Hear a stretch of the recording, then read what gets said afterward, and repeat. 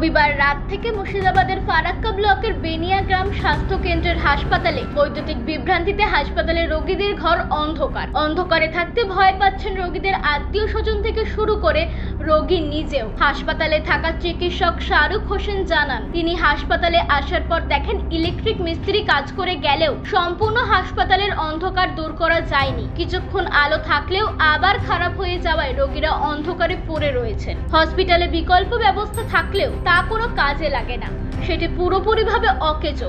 কেন এই চরম দুর্ভোগ? এখানে ঝাড়খণ্ড থেকে শুরু করে ফারাক্কা ব্লকের ঝাড়খণ্ড লাগোয়া বাহাদুরপুর অঞ্চলে দূর দূরান্তের রোগীরা আসেন। অন্ধকারে নার্সদের মোবাইল লাইট চালিয়ে ইঞ্জেকশনের ওষুধ ভরতে হচ্ছে, ডাক্তারবাবুকে মোবাইলের ফ্ল্যাশ লাইট চালিয়ে কাজ করতে হচ্ছে। এরকমই চরম দুর্দশার ছবি ধরা পড়ল ফারাক্কার বেনিয়া গ্রাম। আমি সকালবেলা যখন আজকে ডিউটি ধরি তো তখন কারেন্ট ছিল, তো হ্যান্ড ওভারের টাইমে আমার যার সাথে হ্যান্ড ওভার হয়েছিল যে ডাক্তারবাবুর সাথে, তিনি বললেন যে কালকেও নাকি কারেন্ট পালিয়েছিল, বেশ কিছু মানে ভালো একটু টাইম ধরে গেছিলো কারেন্টটা।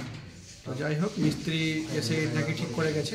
তো আমাকে বললো যে যদি মিস্ত্রি মানে যদি আবার কারেন্ট পালিয়ে যায় তো একটু তুমি ইয়ে করবে। তো যাই হোক, আমি যখন হ্যান্ড ওভার নিই তখন মিস্ত্রি কাজ করছিল, দেখছিলাম মিস্ত্রি কাজ করছে। আমি বললাম যে মিস্ত্রিকে যে আমি তো আজকে ডিউটি ধরেছি, তো বাবু ঠিকঠাক করে কাজ মানে করে দাও। তো বললো যে ঠিক আছে, আমরা তো কাজ করছি, ঠিক হয়ে যাবে।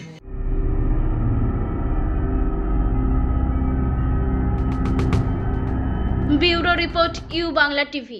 ইউ বাংলা টিভি, হৃদয় ছুঁয়ে যায়।